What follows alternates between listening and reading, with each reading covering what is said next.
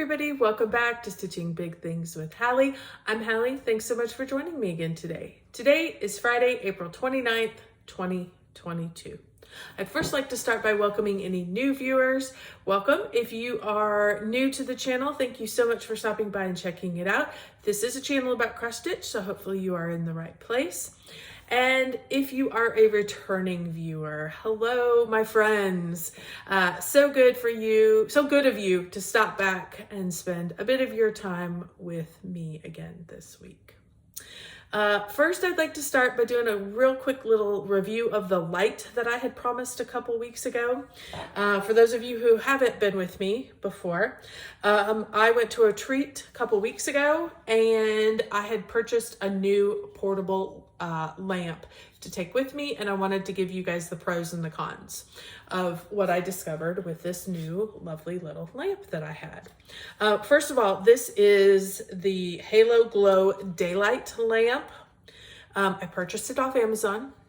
It is about $90, and I think it was well worth the investment. So what I was looking for. I had a previous one, not one of these.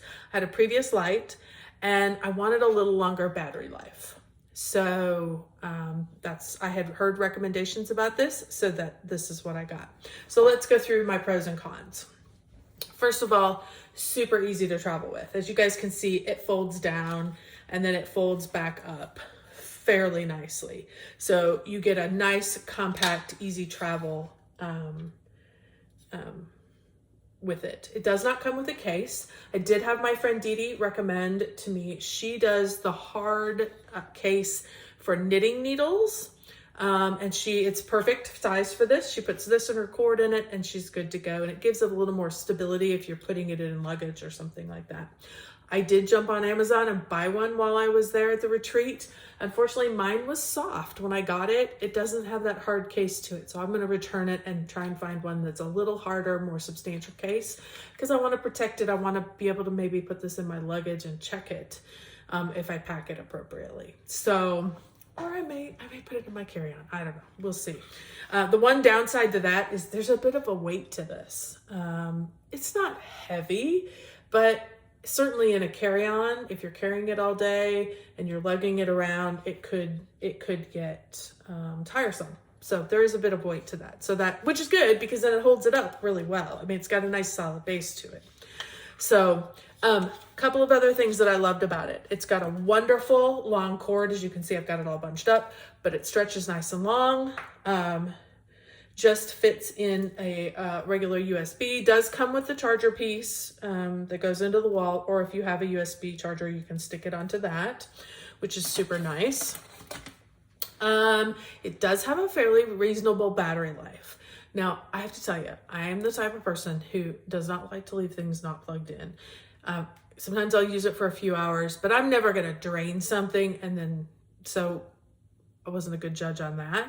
But I used it probably 4 to 5 hours, and then I'm like, you know what? It's afternoon. I better go ahead and plug this in just so it doesn't die on me. So, and it was only down maybe one or two, well, maybe one, I think it was. Yeah, because there's three. There's right there, you can see those three little lights. They light up when you turn it on. Sorry if I blind anybody, but see, it's fully charged. And you can see as it drops. I never got it to the bottom one, but I went ahead and plugged it back in. So it does have two settings for brightness. So it has a nice bright one and then a little dimmer one. It does have a nice magnifying spot. Does have the magnifier. I had never used a magnifier, so I wasn't sure how important that was going to be. It does twist and turn, as you can see how it twists, which is super handy because you never know what kind of situation you're going to be in. The magnifier itself, as I told you, I'd never used a magnifier. I just used my cheaters. And I love it and I hate it all in the same thing. I did use it because I wanted to try it. I did love it because you see all your stitches, and I hate it because you really clearly see all your stitches and you see how bad some of them look. And so, there's pros and cons to that too. Am I going to use this all the time? No. Eventually, would I move to a light with a magnifier that's more of a permanent fixture with a floor stand or something? Possibly down the road when I feel like I need it, but not currently. I will say that a lot of the time I spent with it like this, almost straight out, because I was setting it on the table. I kind of stitch here. I didn't have any kind of stand. You can't see my hands, but I stitch here. And so it was very long like this and balanced. It balanced very well with absolutely no trouble. So overall, I thought this was a wonderful investment. It was great. I definitely intend to take this with me to StitchCon. The only thing that maybe I would like different in the future is when I had it out like that, I feel like I was constantly moving my head to get, this magnifier is not overly big. And to get it just at the right spot, I was either moving my stitching, and maybe that's just because I've never used a magnifier. Maybe everybody has to do that with their magnifier, and I would just needed to adjust. But, you know, if I could have, you know, if I had a magic wand and I could make that just a smidgen bigger, I might do that.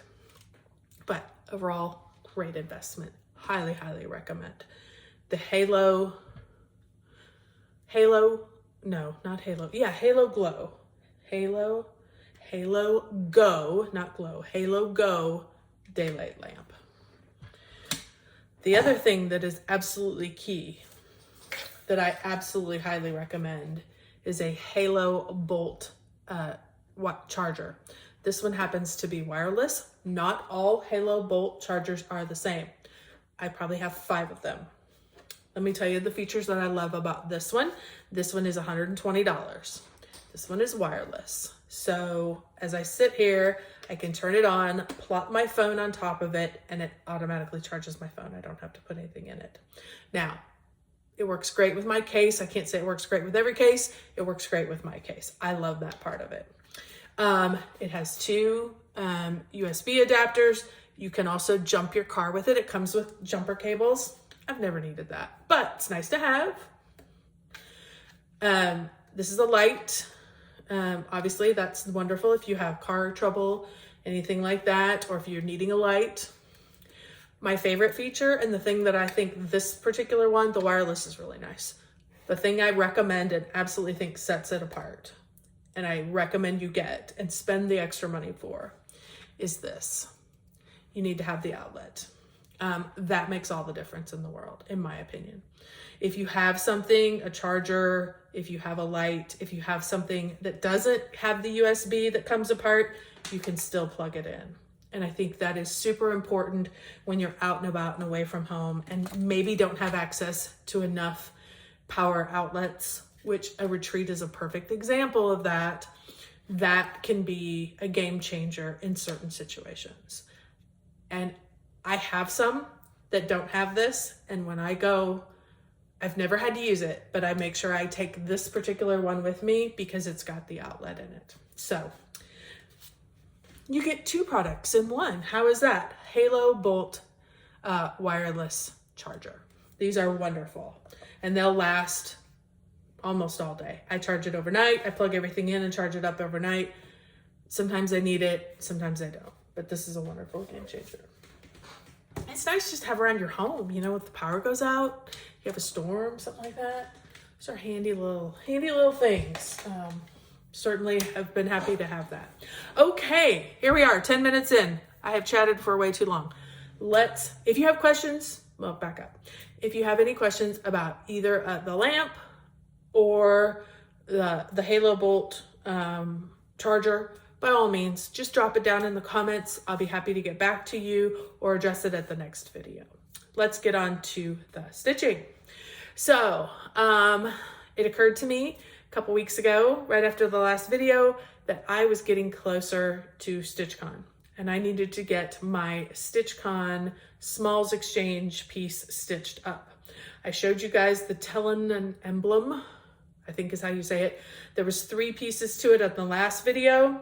I chose to do one of those. Here is the one I did. Sweet little butterfly. It came with 3 other pieces that were in kind of a triptych kind of situation. And then they gave you this border if you wanted to do like a small separate item. And so I did go ahead and add that border to it. I absolutely love it. And I hope that somebody, whoever gets this, is going to love it as much as I do. So makes me very, very happy. So I will probably finish that in a flat fold. Flat fold. I went to Joann's and I got a couple different fabrics that I think will work. So I'm going to consult some friends and figure out, you know, take a poll and see which one I think I want to do, and then get that finished up. And I got some other things to add into my StitchCon Smalls Exchange that I'm going to give away as well. So those are all on their way to me as well. So that I started it and finished it, 2,108 stitches. So it took me a few days to get that done. I am going to go ahead and put it back in. I've been storing it in a plastic bag, not zipping it, just keeping it in to keep it clean until I can get it finished. And that's probably how I will take it, is in a baggie, not zipped, because I want the material to be able to breathe and all that good stuff. But transport it that way, keep it clean in my suitcase, and then I will assemble it there while I'm at StitchCon, so that I don't have to carry this assembled goodie bag that could get all crumpled. So, okay. So that was the first thing I worked on. Second thing, there is no explanation for this when I show you what's in here. It is a sweet little snowman bag though from Garon Tote Bags. This is my sunflower that you guys saw last week. See, not related to Christmas at all, but I love this bag. So that's the one that it lives in. This is Helianthus by Glendon Place. And I was using this as my whip go. I needed 5 days on it. And my days in the last few weeks, life has gotten really busy. And so I just felt like I needed to put a few more stitches into it. It didn't feel like 5 days to me yet. Okay, hold on. I gotta find. Okay. Here's my red. So here's my top. So here we go. Gorgeous. I just continued on around. I think I finished this one and I continued on around. That was the bottom of the Q-snap where I was at. I may have even added over here and then kind of found a good stopping point. So I added not a whole lot into this, 2 more days, days that all combined to add up to 5. It was about 377 stitches. So again, just not a lot, as life has been super, super busy. I am stitching this. This is 28 count Tyco, which is the called for fabric.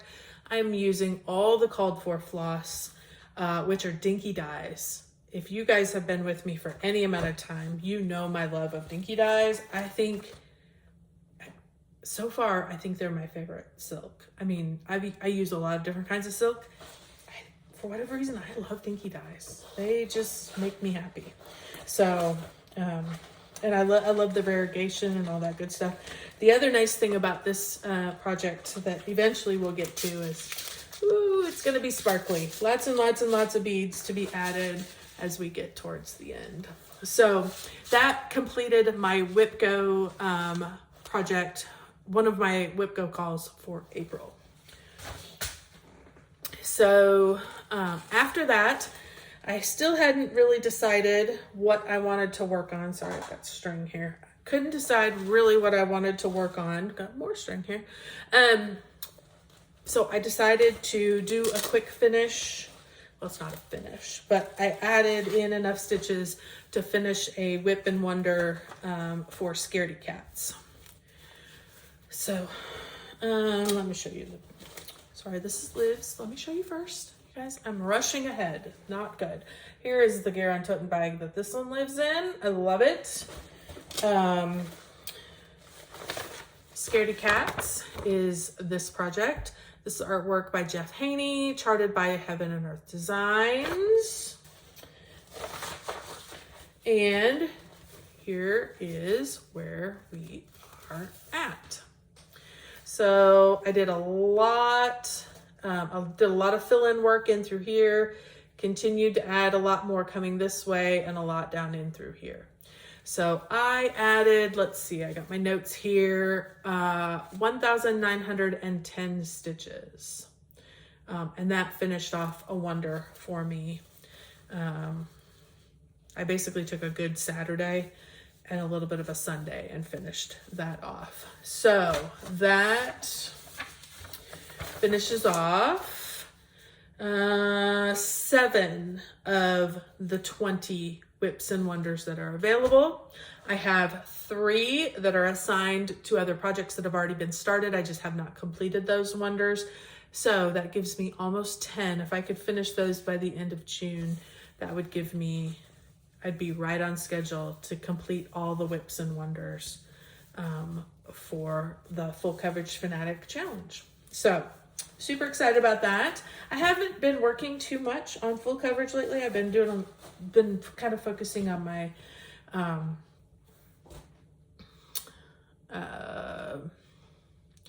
you guys know, you're probably yelling it at me. What do I use my non-full coverage for? The Whip-Go. Sorry, I had to find my Whip-Go chart. I'm like, what is it called? Whip-Go. Whip-Go and Whips and Wonders. Those are the 2. So that takes care of that one. And I probably will not add another wonder on to Scaredy Cats. I'll probably let it lie for the rest of the year. I've got enough other projects that I want to get 5,000 into. And that's what it takes to complete a whip and wonder piece. So, okay. After Scaredy Cats, I worked on Circus of Circles. I finally figured out. It's French. I didn't know how to say it, so I called it Circles, but it's Circus of Circles. So, love this piece. This is an ink circles piece. And I am, let me stick this in here. I am stitching this on 28 count, picture this plus spice. So, and I am using Mrs. Sadis Silk Oxide is the type of floss that I am using.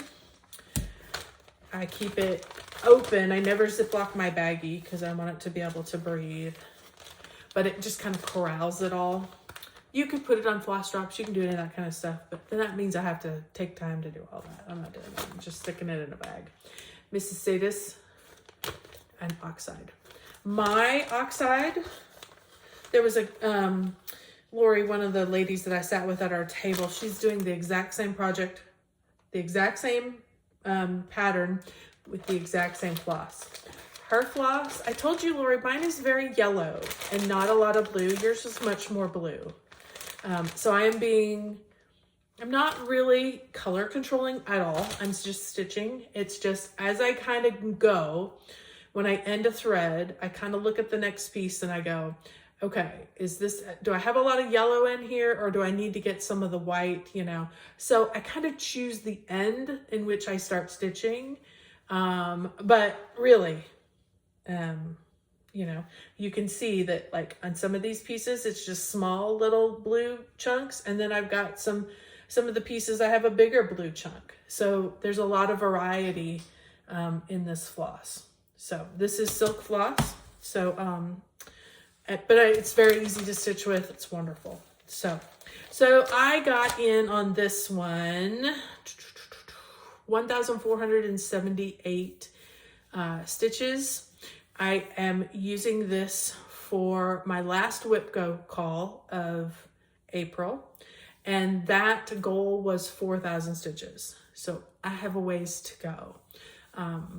I still have probably 2,600 stitches to add into this. So you will be seeing it again. I'm going to try and get as much into this as I can. It's probably going to carry a little bit into May, no big deal. We did get our May numbers. Jessie Marie, if you guys don't know what WIPGO is, check out Jessie Marie Does Stuff. This is her brainchild. It's called WIPGO, and it's basically bingo.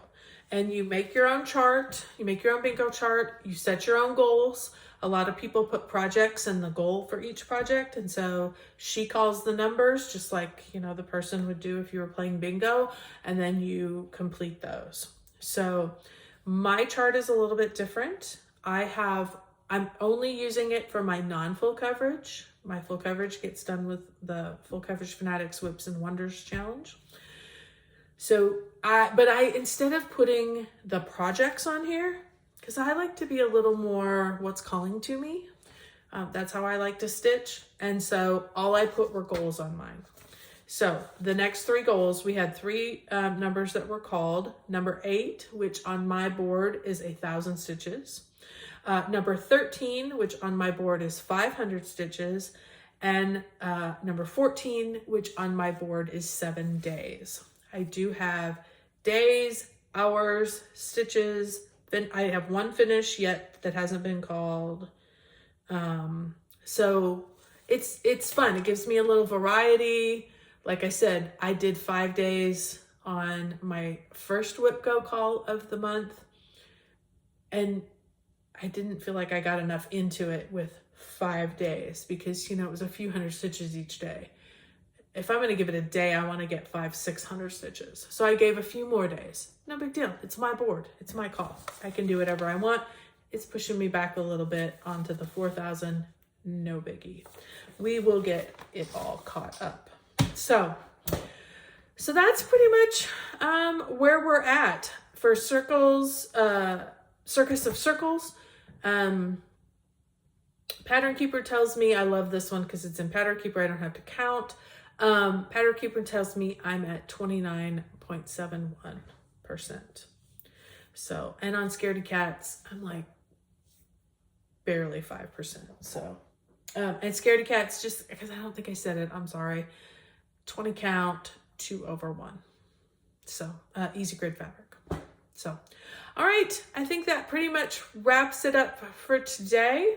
I'm going to keep working on my Circus of Circles for to get that one finished up. I'm going to start some of these others. I'm going to pick my projects and start working on some of these WIPGO draws. And I also need to really do some push on Cookie Fairy, Red Maple Fairy, and No Smoking by Randall Spangler. Those 3 are the 3 that I've already got assigned, and I need to get some more stitches into them. So those could all be projects you'll see next time. Thank you so much for joining me again today. Hopefully you enjoyed those little product reviews that I do. If you have suggestions or recommendations different than these, by all means, don't hesitate to put those in. And we'll see you in a couple weeks. Everybody have a good stitchy time until I see you again. And don't forget, keep stitching those big things.